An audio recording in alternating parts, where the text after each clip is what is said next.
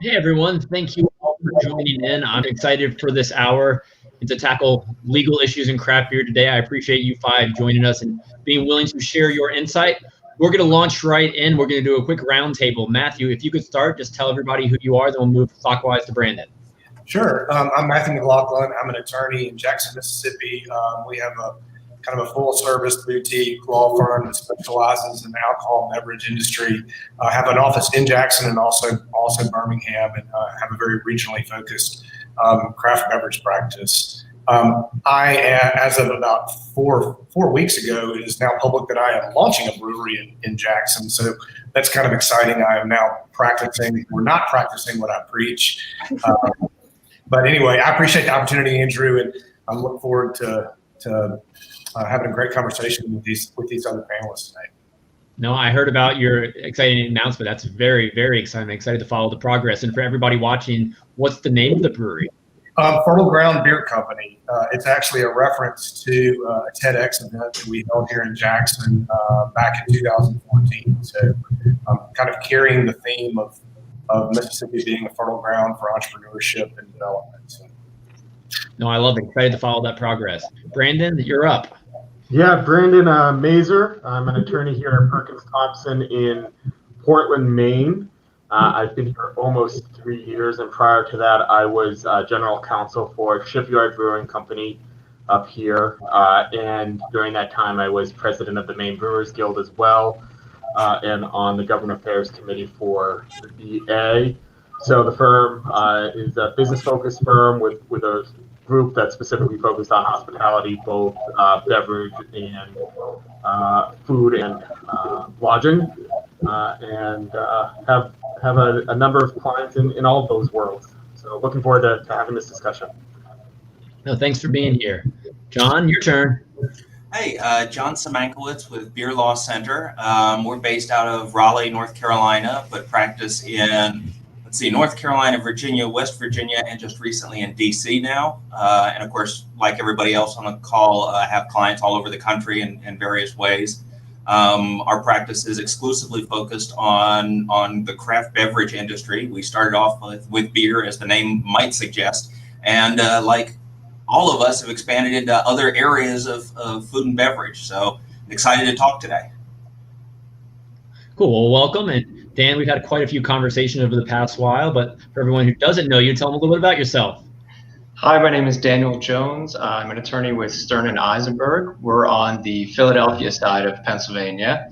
We have offices along the Eastern Seaboard, so we can address any state-specific needs there. Obviously, national clients like everybody else. We always like to say that, we understand the law of craft beer, obviously, but we also understand the culture, and that's really important to us. So we're excited I'm excited to be here. We're always excited to address any questions outside of this forum as well. And Dan gave a talk at our recent October conference on music licensing in tap room. So if your brewery also is part record store, Dan would love to visit you as soon as possible. I would. Rachel, you're up. Hello, everybody. My name is Rachel Lawson. I am the owner of Schaffer Law Firm here in Nashville, Tennessee. We serve the business community. We have a hospitality end. We do anything and everything our business owners require. Been practicing for almost 10 years. Well, I've been practicing 10 years. The business will be 10 years next year, so we're excited for that. Our basic thing is we provide the legal you need to help you get back to business during COVID or really any other time. No, thanks for being here, Rachel. We appreciate you joining. Now, a decade ago, breweries could just make really good beer and they could survive. And over the past few years, we've seen the importance of just paying attention and being able to run not just a good brewery, but a really strong business. If you don't understand the business side of the industry, I think you're already, one step behind. But if you don't understand the brewing and business side of the industry, it also has legal repercussions. And that's where the 5 of you come in. Now, looking at COVID, it's changed so much, and we're going to begin with a broad question. What are some of the mistakes you see breweries making from your perspective during the pandemic? And anyone can jump in and tackle. This is a conversation, not me throwing questions at you.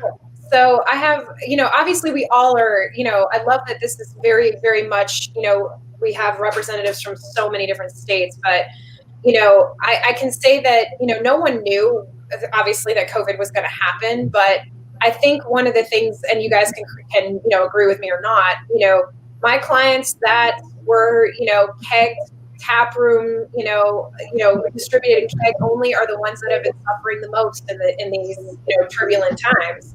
My clients that are bottled, canned, and distributed more widely have been doing a lot better. So I can't say that I consider that a mistake. I don't think any of us could have anticipated that that's what was going to happen, but it certainly caused a pivot for a lot of clients.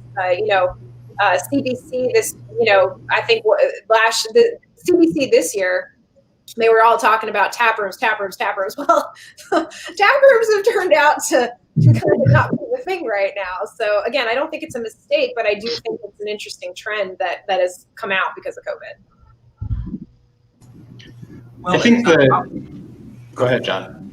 I was just going to say, I'll jump in a little bit, and I won't say take issue with the statement you made, Andrew, but twist it just a little bit. And that 10 years ago, especially, youth beer do well. Over the last year, the quality level is generally. So now good beer do well. You do well. You great beer. You need beer all the time. And the folks I've met are more best. This time are the folks that are already looking at not only how to brew beer, how to drink beer, but the rest of how to run a business in a smart and intelligent way. I think the industry for a long time has given folks an opportunity to do well while not making great business decisions, and that window is closed a lot in the last 9 or 10 months, especially. So the thing I'll add on to what Rachel said specifically, though, is the folks that I've seen do really well were able to pivot very quickly in a very nimble way, and either change their model, change what they did or how they did it, and draw on the support of their community, not just, hey, come get our beer. I would add on to that, and I think it's in that same vein, it's the breweries who are able to take advantage of the resources that are offered to them are doing well. Those who took advantage of the PPP loans when they came out and who were able to address it quickly, they're able to stay afloat using that money. Also, here in Pennsylvania, brewers are allowed to self-distribute with their manufacturer's license. So I think before the pandemic, there were just a handful, maybe 4 or 5 breweries who were mailing their beer out to direct shipment to customers. Now, you're in the mid-20s, at least, of breweries who are doing that. The ones who are able to pivot and get that beer, get that that infrastructure set up are doing well. They're able to stay afloat using that revenue system. So I would generally agree with what John and Rachel have said. The ones who are able to pivot and take advantage of the resources there are the ones who are doing well. And just to build on that slightly, I think big picture, what I've seen is a greater need to stay united in trying to work with the government, local or state officials making these determinations. And there have been times throughout the last 9 months where the brewers haven't necessarily been on the same page. You've got the taproom distinction between the brew pub distinction and this whole idea of restaurant versus bar, which I think is coming up in a lot of states. And I think the need to stay united and the mistake of sort of fracturing within sort of the different types of breweries has shown up more than in when things were soaring. Yeah, Brandon, I was gonna echo a similar sentiment. I think what we've learned is to remain engaged in the process. It's not simply about showing up every other year through the guild and you have some sort of legislative agenda at the State House or at the Capitol, but having a relationship with the city council or the alderman or the mayor or who's running the local office of the Department of Health. I mean, there were a whole slew of just utterly ridiculous rules and regulations that were imposed in the wake of COVID. In some jurisdictions where we work, departments of health were requiring breweries, in order to stay open, to have food. Well, I mean, if a brewery was built without a kitchen, that's not something that you can really retrofit on the fly. And so, recognizing that you are being regulated at the federal, state, and the local level, I think people lost sight of that, is critically important. And a lot of times these are just, very innocent, rules, regulations that are being imposed by people that know nothing about the industry. And so, remaining vigilant, remaining united through the guild, and having a voice locally is important going forward. Yeah, to kind of echo what Brandon and Matthew you spoke on all these regulations that have come up since March, and there's been so many changes. Brandon, you mentioned everything from some breweries required to have food, but what about the COVID compliance side? Not just having the food, but have any of you experienced any issues where, say, a brewery hasn't been up to their state's or local protocol with regard to COVID and got in trouble with it? Do any of you have any situations that involve, maybe a bad thing happening? You're all far too many of us shaking our head. Yes, apparently. Yeah. I think I can't speak for the rest of you, and I'm sure because the national news loves to cover all the nonsense that we do down here in Tennessee. I'm also from New York originally, so it's been interesting. So here in Nashville, our governor has decided that mayors get to decide. So Davidson County, where Nashville's located, gets to decide. We've gone back and forth, back and forth, back and forth. And currently, our downtown, which I'm sure you guys have seen on the news, doesn't like to be in compliance with mask mandates and things like that. So downtown, they actually carved out. They are not. So we like everybody else, we passed to go curbside delivery type of emergency ordinances.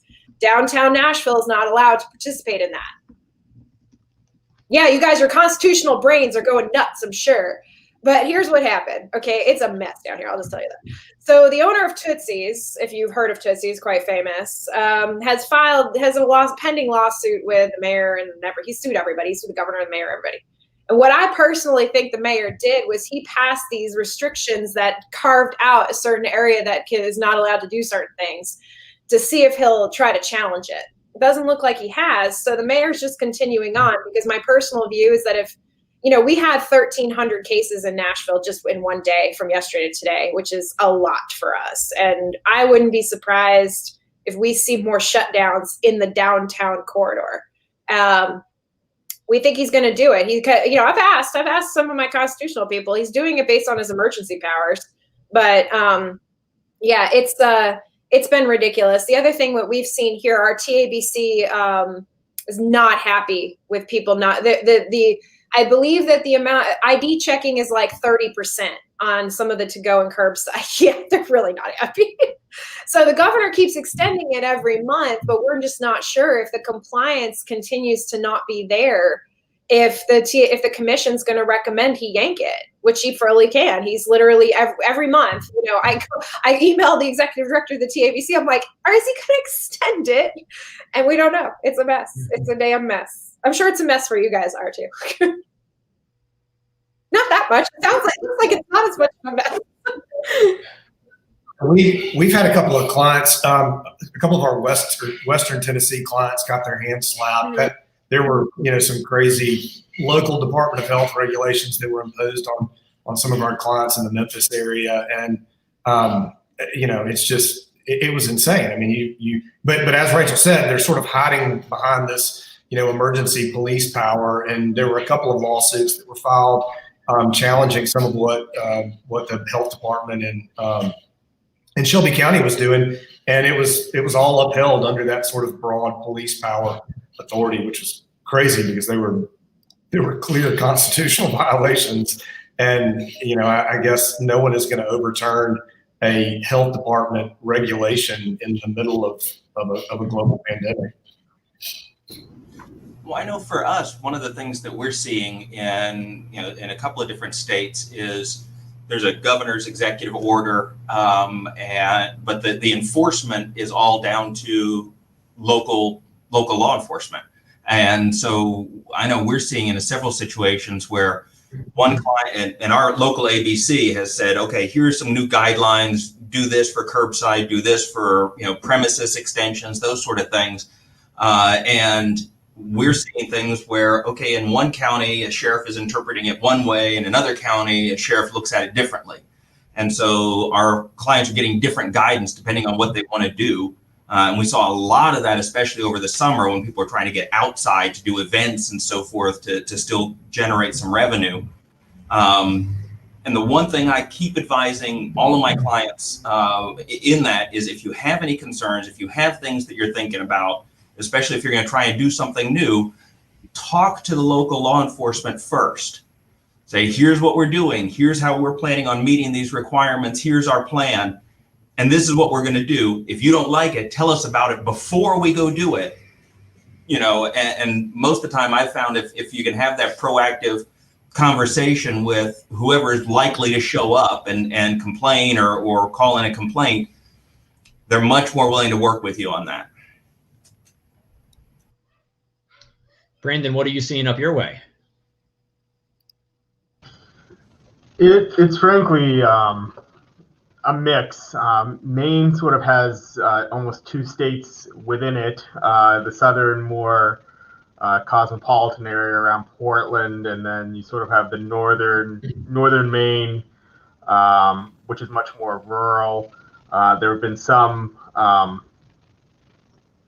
points or some brew pubs that have sort of bucked the trend and have tried to have their basically said they're not going to follow the mandates. And one of them actually, in this, I think, made national news early on, gave the governor's cell phone number out on Fox News.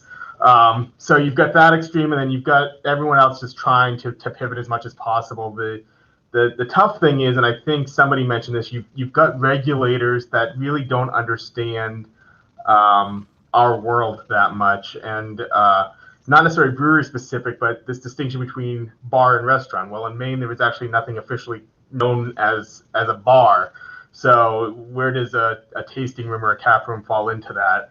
If a tap room does have the ability to make pizza or sandwiches, can you get a food? Because all alcohol needs to have some sort of food served with it in Maine. It can be a bag of chips, depending on what type of license you have. So really trying to do the education piece and not let one bad apple ruin a lot of good work of everyone trying to just survive as best they can. But winter's coming, snow's coming, so we'll see how the next few months go. Yeah, a recent study I read said that one of the top three things important to the craft beer consumers these days who are visiting breweries is a brewery's, adherence to COVID protocol. So it's obviously very important that people are paying attention to these local regulations and laws. But on the other side of things, we've seen so many breweries shift to that curbside delivery, even shipping model. What are some of the mistakes you see breweries making through this? And before we kind of launch into that, we've seen the path of more e-commerce going on the past couple of years, and then COVID really just accelerated this just so much. Are some of these websites as well that are diving into e-commerce, are there mistakes being made, or what are some of the advice you give, to make sure you're abiding by all the rules you should be playing with? So I'll jump in on the e-commerce side, Andrew, because I know you and I have had conversations about this, and a lot of states actually prohibit if you read them by the letter of the law, they prohibit a third-party contractor or credit card service from, coming in and facilitating that e-commerce transaction. So, a lot of the state agencies obviously aren't going to read it by the letter of law, because who's going to take on Visa at that point? But, it could be an issue down the road. And definitely in some progressive states like California, you could definitely see them taking on industry professionals like Square soon, and trying to impose some restrictions on, them just skimming their percentage off of the top, and passing the remaining net profit onto the breweries. So I think there's going to be some movement there in the near future, and e-commerce could be changing. So I think breweries should be ready to pivot on that point sometime in the next few years. I also think there may be an opportunity here that comes out of this to attack, for lack of a better word, some of the direct-to-consumer restrictions. With the opening, wine has had that ability, beer not so much. I think if there's ever a time something that could move would be some of that lobbying, whether it's through the BA or at the state legislatures, getting a greater flexibility in some of that direct consumer. And I know I had one client share with me that I think it was pre-COVID, but UPS had actually reached out wanting to solicit business to help ship their beer. And I think you could maybe see some more movement on that front. Yeah, it'll be really interesting to see, because as I think, Rachel, you mentioned earlier, so many regulations have been laxed through this whole process, allowing breweries a lot more freedoms than they had prior. And you mentioned the ID compliance issue, as in, I think you said 30% of IDs are being checked on curbside pickup. If breweries don't start handling these situations properly, these privileges we have right now could be taken away. Looking into the crystal ball of the future, what do you guys expect that COVID is going to do for the future of a lot of these regulations? We've been granted permission to, do things like sell online, ship, deliver, things like that. Yeah, I'll take the first part of that, Andrew. And I'm going to build on kind of what Brandon said. I think the silver lining in COVID, at least for the beer industry, is it put at the forefront and sort of shined a light on the inefficiencies and the problems that we all recognize and have known for decades. A lot of our clients down here that relied heavily on, on-premise sales, sixtels and half barrels going through retailers, our phone was ringing off the hook in March and April saying, hey, the distributor canceled all of these orders that they placed 6 or 8 weeks ago. And we also have limitations in terms of what we can sell and how we can sell on site direct to consumers. Well, that shouldn't happen under any set of circumstances. I mean, we sort of knew that was a theoretical problem, but now you had all of these manufacturers that relied on wholesale distribution stuck with a bunch of liquid in keg, format that they couldn't really do anything with. And so I think there are at least discussions in the states where we work, primarily, Mississippi and Alabama, about, all right, how do we address this in a meaningful way? How do we address this where it works for, everybody that's involved in sort of the 3-tier supply chain? But I think the silver lining with respect to craft beer with COVID is it is now brought to light a bunch of inefficiencies and problems that we have sort of taken for granted. We've heard our clients bitch about. We have tried to, try to get legislation passed to address, some of these issues. I think we're about to see the dawn of deregulation. It's not going to be full-fledged, licensing and all of that going away, but I think it's about to get opened up considerably. I'll just kind of echo that a little bit, especially, and I think Rachel probably sees the same thing as well. For those of us who work especially in the Southeast, where we'll say the ABC tend to be a little bit more conservative when it comes to controlling alcohol sales. I think one of the things that COVID has showed us is, hey, if you open this up a little bit, curbside delivery, look, the sky has not fallen, right? There aren't, teenagers drunk on the sidewalk on a Tuesday. There are pockets of non-compliance, right? But overall, people are out there, the merchants, the sellers, the brewers, whoever they are out there trying to do it right and are providing a product under slightly more relaxed situations that they couldn't have done before. And I think it's a good argument for us to be able to go to the regulators and go, so why can't they keep doing that? What's the harm now? What is the harm that you were afraid of that we just showed didn't happen? Yeah, I mean, I don't know about, so just again, I don't want to be too state specific with us, but our beer in Tennessee, and Matt, you know this, is governed by, there are 239 beer boards. So every place you go, there's one different beer board, so that's beer, that's beer over under 10.1% ABV. So here in Davidson County, we have a very progressive executive director, thank God. And he actually has made curbside and delivery of beer permanent. They did that November. So they are obviously getting some revenue because you got to apply for it and everything. But part of that was he has been trying to pass for the food trucks to allow for beer service, which food trucks in Tennessee are not allowed to do that. That's just, there's no way to fit that peg into that hole here. So he saw this as an opportunity. I think this is the step one for him on that. And I haven't really seen, the local beer boards have the power to be able to move and be nimble like that. Our state ABC, we'll see when the legislative term comes through if things change. If we're going to see any of this, I don't see delivery and curbside being permanent statewide. That would just, I'm in the midst of the Bible Belt here. That would just make everyone just go nuts. But to your point, to John's point, there was not this mass, erosion of the moral fiber of life, for things. Now, did some of the regulations, not on purpose, but allow for, open container? Yeah, they did. We basically, a lot of that, you stick a lid on a beer and you walk out of the establishment and you reopen it. And that's what they were seeing a lot of downtown. That's one of the reasons they've really decided to cut down on things. But, we'll see.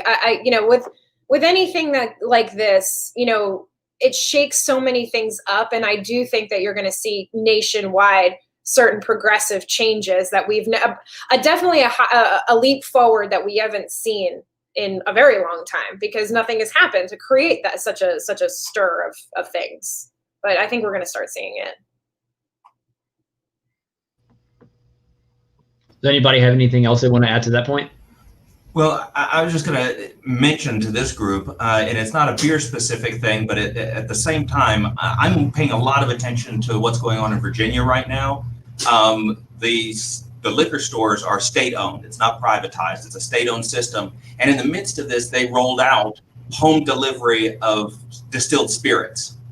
And for a fairly conservative state, that is impressive. And so it's one of those things, like Rachel said, something's kind of helped move the needle. And now a lot of folks we can now point to a state, hey, look what they're doing, and it's kind of working okay. How do we incorporate some of that stuff here?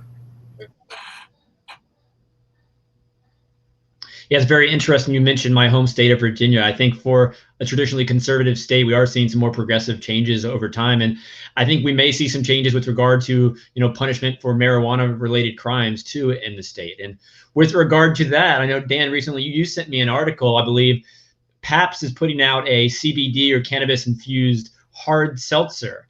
And that's a whole nother conversation. While it's not directly, craft beer, it's definitely in the F&B space. So, Dan, what are your thoughts on how that's going to disrupt the industry? And besides disrupting the industry by putting out a very unique product out there, I'm sure it comes with a ton more regulations breweries and producers need to be made aware of. What are your thoughts on, Pabst putting that out there? Absolutely. So at first, at least, it's going to be small. This is Pabst Labs, actually based in California. they released a non-alcoholic cannabis-infused seltzer. So, cannabis regulation is changing in this country, and it's becoming more widely available. And I think the next step is, it's going to be infused into beer. You're going to have hemp, CBD, and THC. The federal has to move on that first, and they haven't, indicated any movement is coming anytime soon, really. But I think it is the next step. So, you've got Pabst Labs out in California. They're able to do it because, it's strictly California, and they're not distributing outside of the state, anything like that. But I believe the TTB has said, they're kind of deferring on the issue. They're saying that, it's still a narcotic, and we're not going to improve CBD, THC as an ingredient until, the other federal agencies give it the go-ahead first. So it really seems like the TTB may be on board, but, we have to wait until somebody else at the federal level gives it the green light first, and then see really, what kind of hoops they're going to put in place that they want breweries to jump through in order to put that in beer. And I suspect. Go ahead, sorry, Brandon. No, just a couple quick things that I think it's going to lead to probably formula approvals at some point. And on that, I take a pretty conservative approach with my clients. Medical and adult use is legal here in Maine, but as Daniel was suggesting, it's illegal at the federal level. So even if you have extra warehouse space, or you're a brewery owner that has the opportunity to invest in a marijuana facility, I caution because of that. You don't want to put your federally regulated license that is a privilege to have at risk because of the federal attorney general's bad day that they decide to enforce it, because it is still a risk. So you are regulated by the Fed. So I tend to take a much more conservative approach to even sharing. If you rent from somebody that has medical marijuana in your same sort of tasting room area facility, if you're in like a strip mall, for example, just be very, very careful. I was just going to ask sort of the group sort of as a general wisdom on this. I've dealt with several clients in the last, month, 6 months, 10 months, maybe a year, is trying to put hemp in beers, right? And that's completely normal. That's completely legal. Unfortunately, you can only use certain parts of the plant, not all the parts of the plant. And I think, about a year and a half ago, a brewery in Florida made a hemp beer but didn't get the formula approval, and consequently got in trouble because they didn't have the formula approval. You can't sell this product. On the other hand, now with something, Dan, like you were describing, okay, California says this is fine. If it's classified as a beer, if it doesn't fit the traditional ingredients of beer, you still have to have formula approval. If they're not willing to approve that formula, you're in a catch-22. So you're really, at that point, I'd advise my clients, you're probably going to be okay-ish. There's just no security in that, right? Like Brandon said, what does the Attorney General happen to feel that day? Did he have cornflakes or bacon in the morning, right?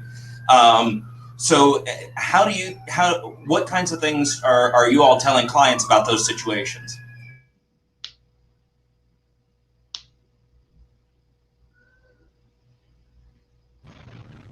I think I sort of answered you that point, but I think the hemp CBD thing's interesting. I also think if you're into that sort of hard seltzer world where you're FDA beer approved versus the TTB approval, I think there's also a little bit more perhaps gray area in terms of not needing that formula or the TTB approval. I still don't love it because you're still under FDA and you're still somewhat regulated. But and I think there's also some some questionable aspects of whether or not if you're only selling out of your tasting room, for example, whether or not you're going to get into too much trouble. But again, if you're doing something that's illegal at the federal level out of your federally approved location, I would be very, very cautious. And the same with, and I think, I added this to the list of topics we may want to talk about, but one of the issues, not to shift too much, that I have with some of my smaller brewery clients is the state here, and I know a lot of states, if you're not selling outside of the state, you don't need to get the COLA approval, except you still need to comply with that COLA approval. And I can't tell you how many labels I see that I look at and say, that wouldn't fly if you actually had to go and get that approval. And I think that would be a similar situation, whether or not you were using hemp, CBD oil, THC oil, how are you labeling that and how are you complying, even if you're not selling across state lines? Yeah, we just haven't. Hemp is relatively. I mean, it's relatively new down here. I mean, it's not. We didn't have one of the USDA approved pilot programs, and when I guess the farm bill passed in 2018, Mississippi didn't really act very quickly. So we did have a client in another jurisdiction that wanted to do a CBD infused water product, and we kind of laid out what the risks were, and they did it regardless. And I don't know that there have been any regulatory repercussions because of that. And then on the marijuana and the cannabis side of things, I mean, we just legalized medical here in Mississippi about 5 or 6 weeks ago, and this is fascinating to me how this is going to unravel over the next couple of years. I mean, I think we're probably less than 2 years out from federal decriminalization. The federal government is going to be desperate to kind of bail itself out of all of the COVID benefits, and this is eerily similar to the stock market crash of the 20s and the repeal of the 18th Amendment. So I actually think that we're pretty close to federal decriminalization, and it's going to be real interesting to see what this looks like going forward as people start to experiment with the combination of THC and beer and other hop derivative products. No, that was a really interesting point, Matthew. Does anyone want to add anything while we're still on the CBD hemp marijuana subject? I just want to make one semi-related point here. That our firm also does some bankruptcy work, and I've been talking to some U.S. trustees, and they have made it very clear that if your business does, anything is in any way related to marijuana, you're going to have a very difficult time filing Chapter 11 bankruptcy. Because they are not allowed to touch money that is, they would call it a part of the drug trade. So, even if you're in a state like California, you have some THC in your beer, some cannabis infused seltzer. If you go to file Chapter 11, the U.S. trustee is going to look at you and go, we can't touch that money and we can't distribute it. You can't be in bankruptcy. So until there are moves at the federal level, especially with the pandemic, that is a consideration that you want to take into account if you're going to do something like this, and maybe things aren't looking that great at your brewery. Based off the number of head nods we've seen over the past few minutes, it's kind of like the enter at your own risk domain, it seems like, along the lines of what we're talking about right now. Now, Brandon, I want to go back to something you mentioned about label compliance. Before we dive deep into it, who here follows Worst Beer Blog and sees some of the ridiculous stuff they put up there, that brewery fails, just silly things happening in the craft beer industry, inappropriate things in the craft beer industry. There was a recent story on there. You'll have to follow me for a second because this is a real world example. A brewery sought out someone to design their labels for free. So they got a free graphic designer who designed free art. It turned out that the designer they picked plagiarized the artwork because he just copied it directly off someone else. And it's just so many levels, such a ridiculous situation. So everybody made a mistake there. But what does a brewery do in that situation? You don't have to answer directly if you don't want to, but I really want to dive into some labeled do's and don'ts of things that breweries should just be aware of so they don't make similar internet-worthy mistakes like this. Andrew, the only thing that could have made that hypothetical more fascinating is if the plagiarizing graphic artist had also been under a non-compete. Start over. I mean, it's throw it in the garbage and start over is what I would say. Apologize and then start over. I mean, regrettably, I have seen real world situations like this. It is all too often that we'll be working with a startup that says, oh, hey, the graphic design department at fill in the blank university or whatever wants a project and they're going to help us design our logo for free. And those are easy. Obviously, everyone on this panel knows those are easier discussions to have prior to the group actually doing it. But it's not a good idea at all. I mean, I think in that instance, it should be probably start over and hope you don't get sued. Now, Brandon, you mentioned a little bit earlier, what are some other things that breweries should make sure they do with regard to proper label compliance that they may not be thinking about?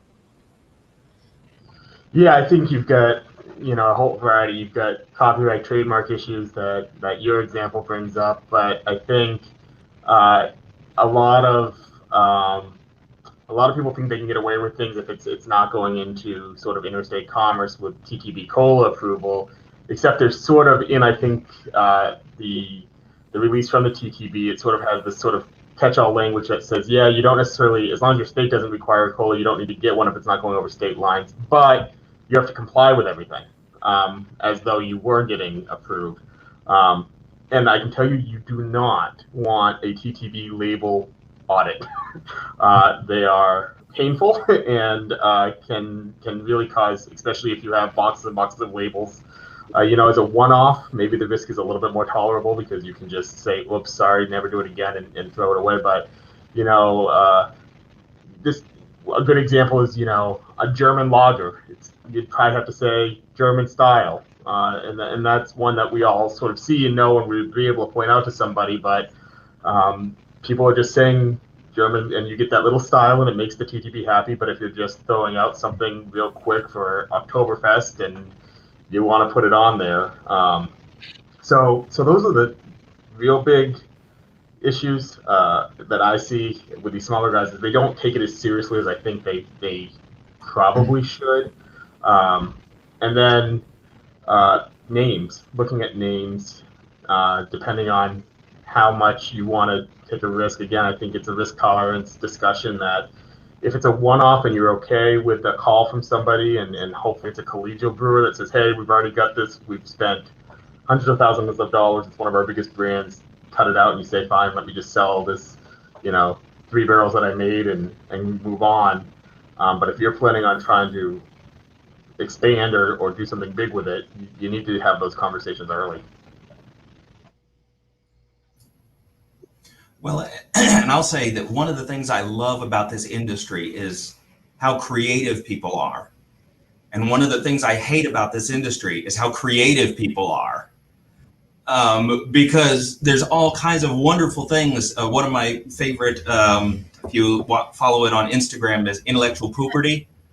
It's nothing but beer cans that are clearly calling on somebody else's trademark. Right, that's all it is, and it's an endless source of entertainment. And there is this oftentimes, and I think Brandon, you mentioned it earlier. Some of the smaller breweries, especially, a very much, if I'm not distributing across state lines, it's easier to get forgiveness than it is to get permission. And then you make national news when something comes up that's clearly inappropriate, right?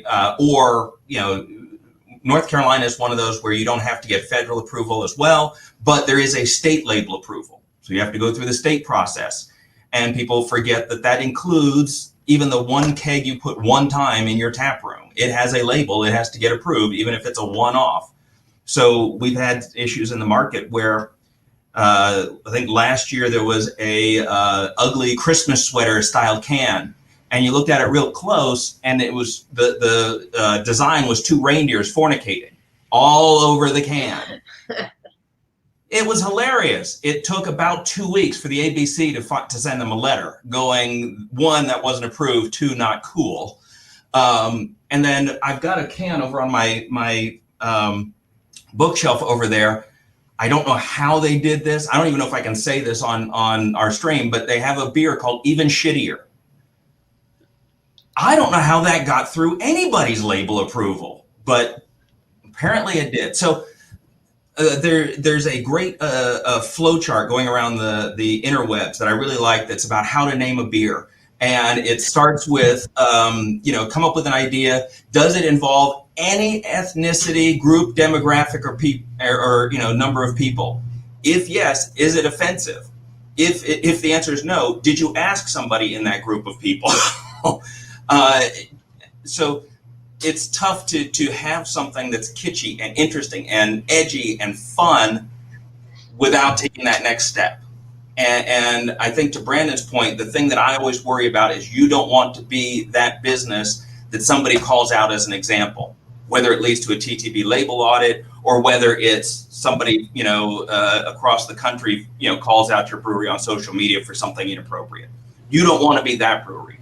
So you want to err on the high ground of that, and that's getting harder and harder to do while still differentiating yourself.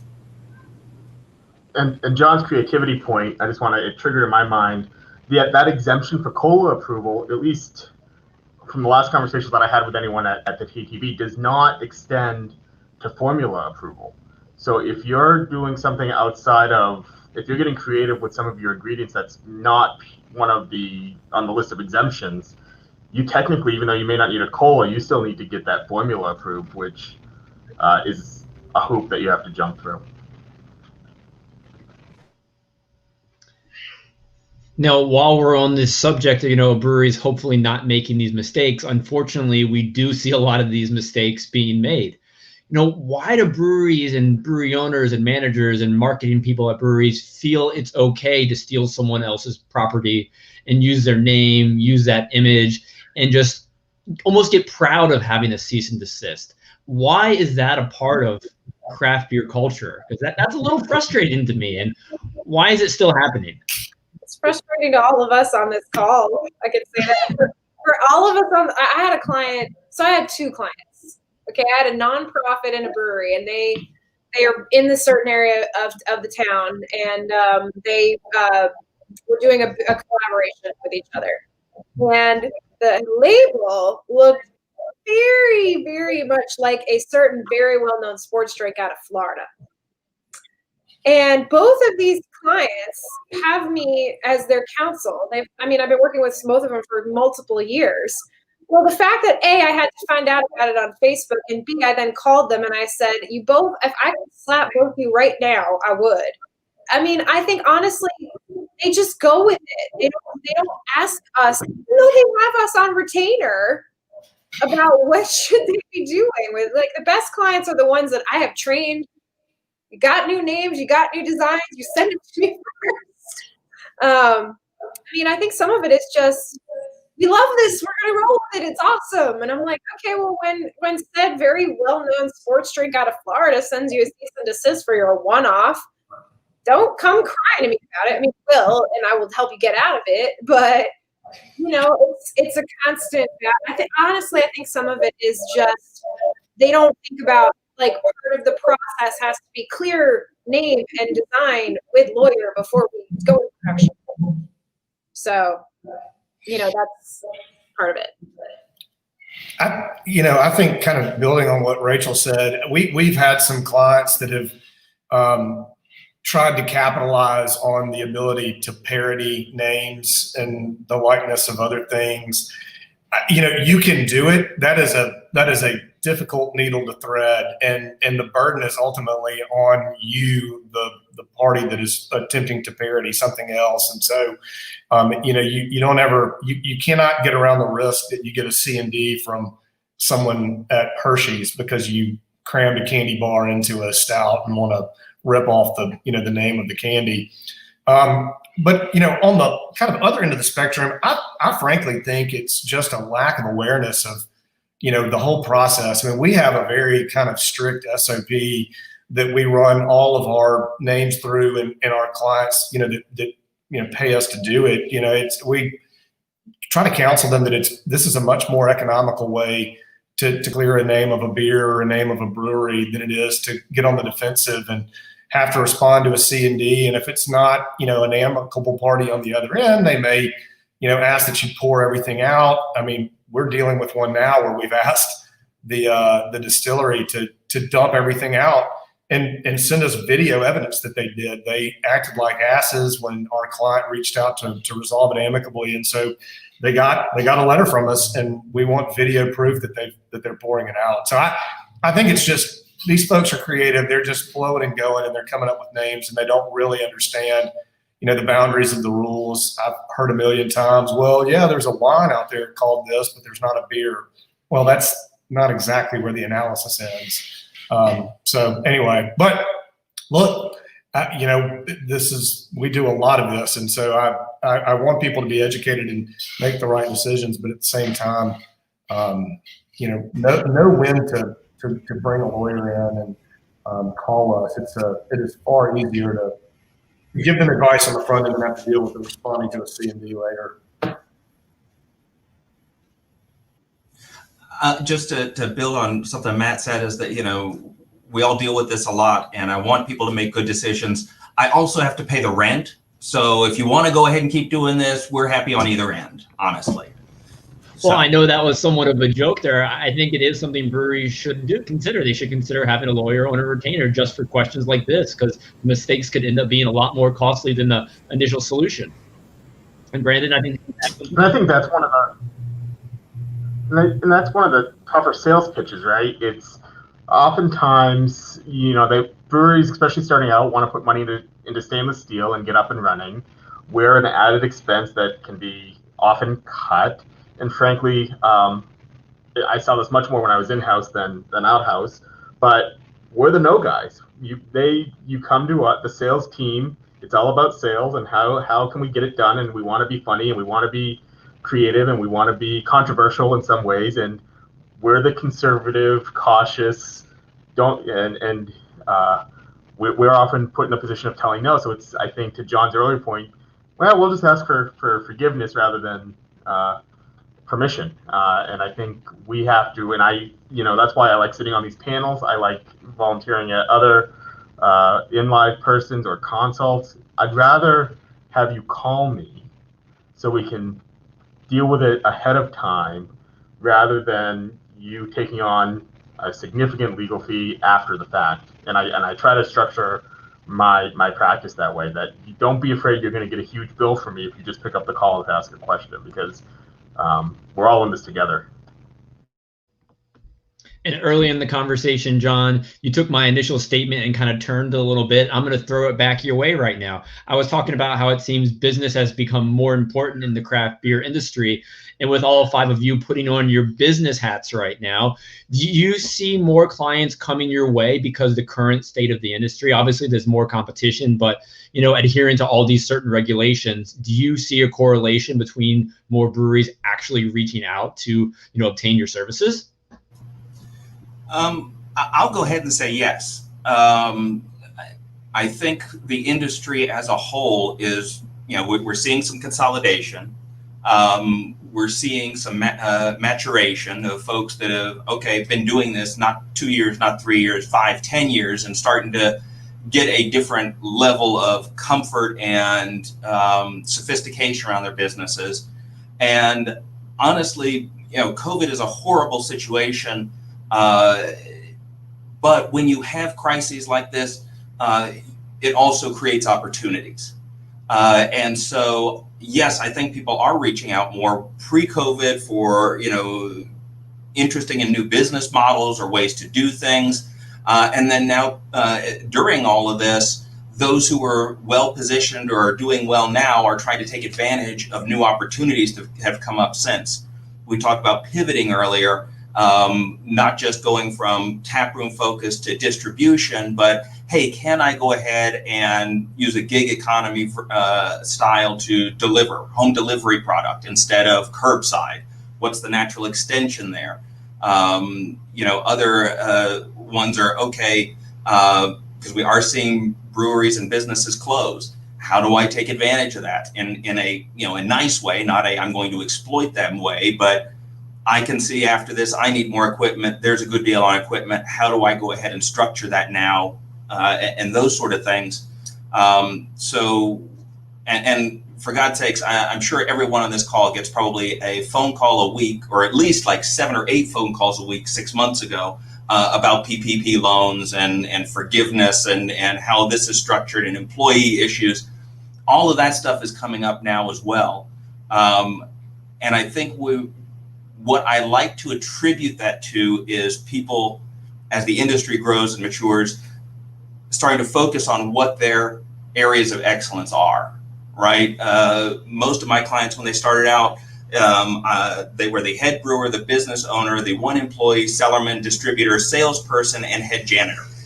And now they're really trying to focus on, okay, no, I'm going to run the business. I need to have somebody that's going to do that head brewing. I need somebody else that's going to be in sales. I need somebody else. And then looking for, okay, I can't do all of this, or maybe I shouldn't do all of this myself, and looking for folks like the guys on this call for that assistance.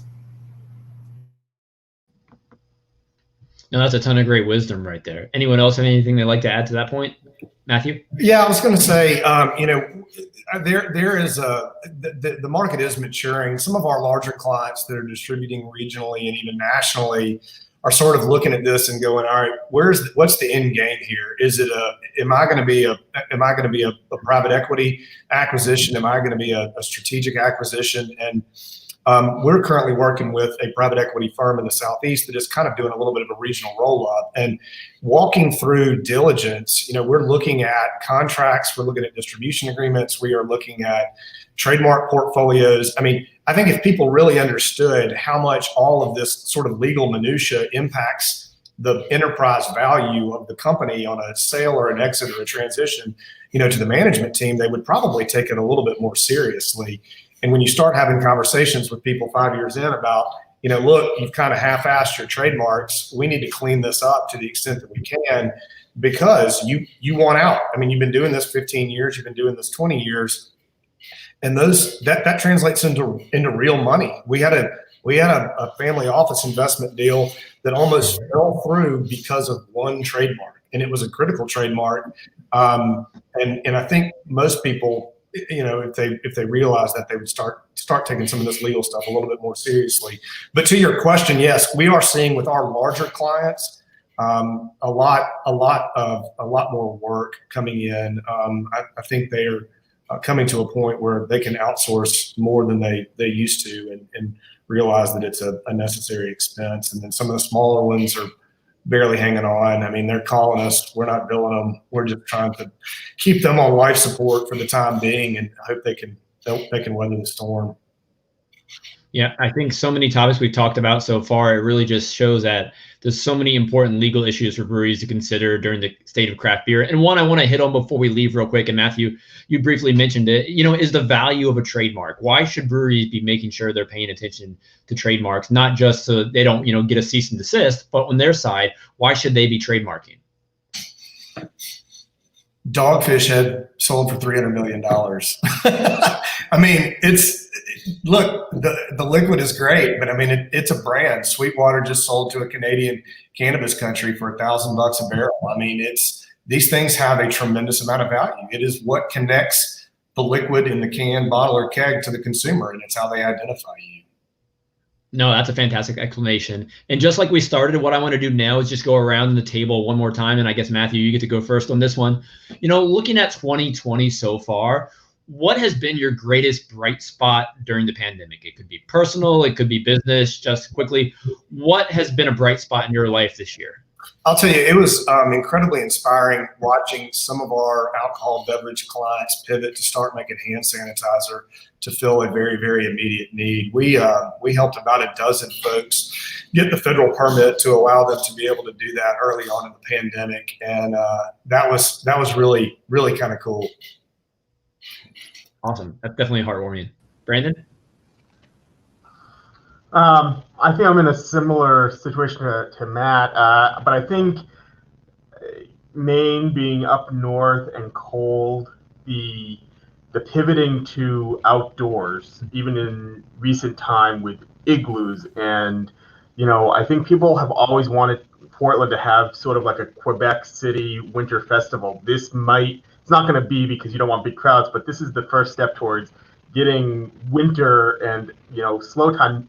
Everybody can make money in Portland or in southern Maine, June to October. Whatever brewery, it's that December through April. And I think we may actually see some ways of making that happen through COVID in a good way. And hopefully we can extend these to next year and the year after and just grow on it.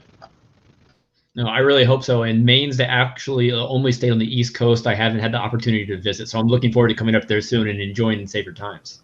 Hope so. John, your turn. Share a little positivity with the rest of us.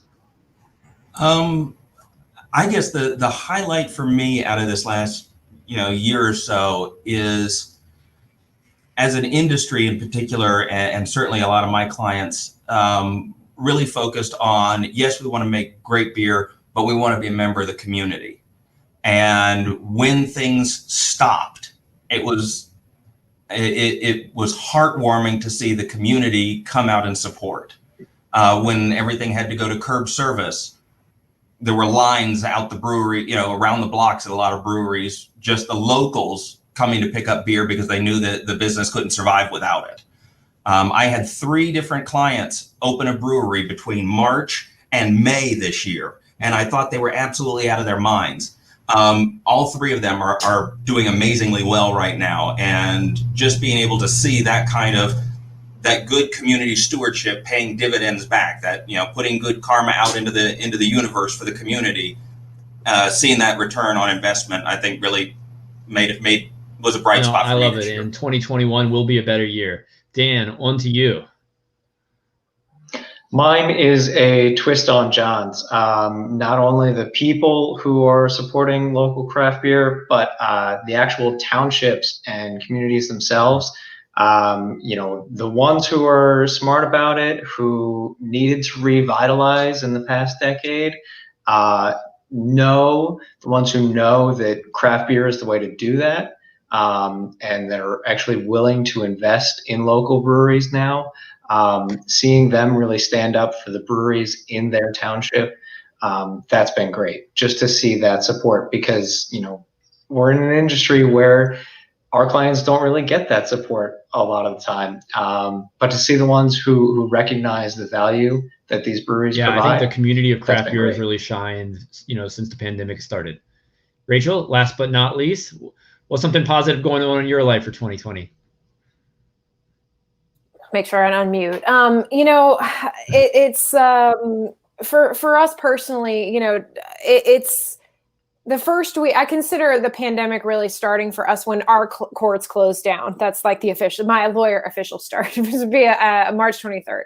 So, that next week, all of the alcohol to go regulations passed. We were just drinking out of a fire hose here. We went home, just doing everything we can. And then I had an absolute meltdown about what's going to happen to the practice. And, I just jumped on, I froze what I could. I got as much deferral as I could, and I know all of you too, we were all in the trenches with our clients, whether they be breweries, whether they be small businesses, it doesn't matter. We were feeling it all with them. And, I checked in with my clients anytime anything happened. We just created a phone tree where we're just making sure we touched everybody. And I am very proud to say that, 9-10 months later, I haven't had a single client close down.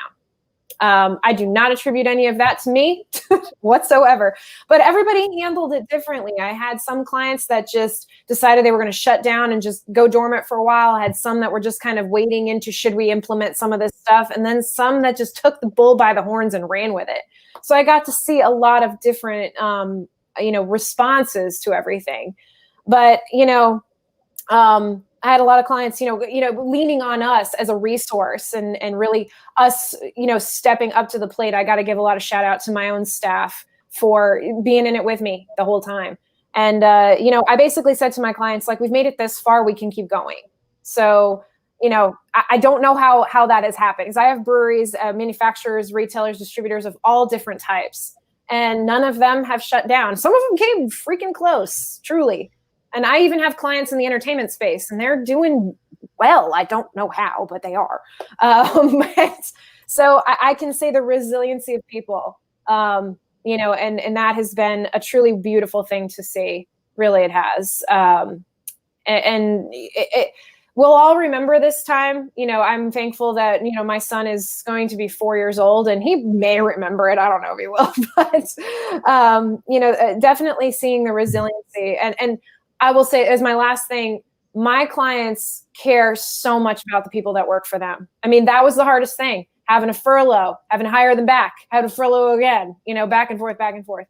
That was the hardest thing for them. And they did everything they could to not do any of that stuff to their people. So just watching the people that I work with and them fight, you know, for their businesses, it's been a beautiful thing. No, Rachel, I absolutely love all that. I think, you know, the personal relationships we've been able to keep and better during the pandemic and the positivity that we've all had to keep our heads up, you know, everything above water has been really, really important. I mean, we've said it so many times, but we're all in this together and we've made it this far. Fewer breweries than expected to have closed. You guys are all doing your part to help everyone you currently work with, but it's just about, you know, staying positive and getting through this together. So I appreciate you 5 joining today. Matthew, Brandon, John, Daniel, and Rachel. It's been a pleasure. And I think if this conversation has shown us anything, I think we need like 5 more panels on legal issues and craft beer professionals right now. So I may reach out to each of you very, very soon to get you out there.